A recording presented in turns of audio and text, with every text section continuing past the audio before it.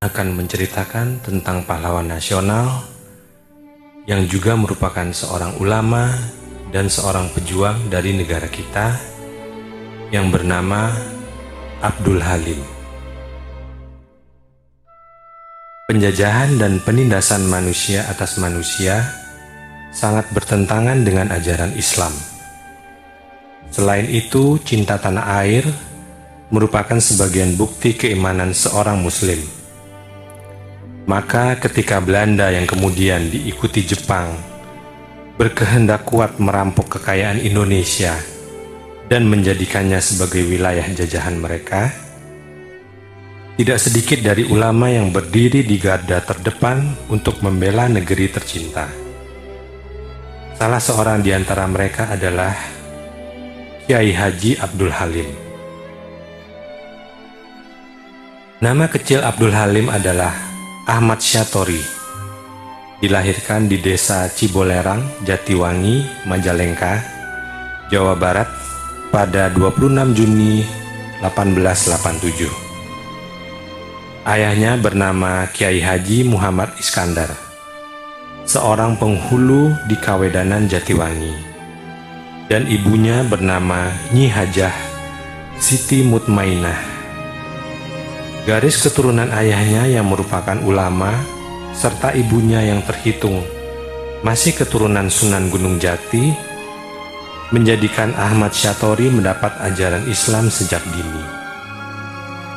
Ketika masih remaja, Ahmad Syatori telah menyelesaikan pelajarannya di berbagai pesantren di wilayah Majalengka. Di antaranya pesantren Ki Anwar di Kampung Ranjiwetan, Majalengka, pesantren Bobos Cirebon, dan sebuah pesantren di Cilimus, Kuningan. Pada usia 22 tahun, Ahmad Syatori berangkat ke Tanah Suci Mekah untuk menunaikan ibadah haji setelah sebelumnya menikah dengan putri Kiai Haji Muhammad Ilyas.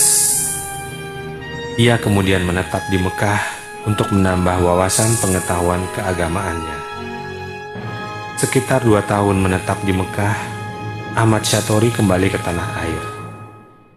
Ia mengubah namanya menjadi Abdul Halim. Bekal ilmu agama yang telah diperoleh mendorongnya untuk mendirikan sebuah organisasi yang lantas diberi nama Majlisul Ilmi. Abdul Halim menggunakan organisasi tersebut untuk menyebarluaskan ajaran Islam.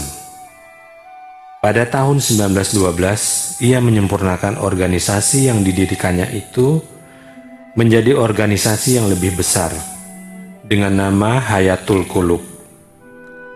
Organisasi ini tidak hanya menyebarluaskan ajaran Islam, namun juga merambah dunia pendidikan dan kegiatan ekonomi.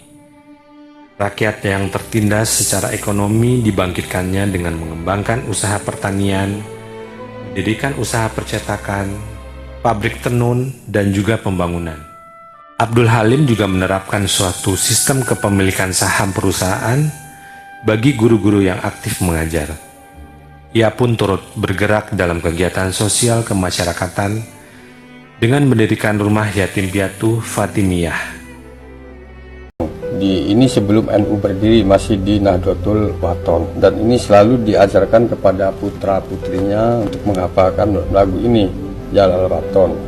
Buku yang saya pegang hari ini adalah buku karangan Kiai Haji Abdul Halim, perjalanan beliau bersama Kiai Haji Abdul Wahab dari mulai ketika berkenalan di Mekah sampai beliau meninggal di tahun 72. Ini tercatat semuanya di sini.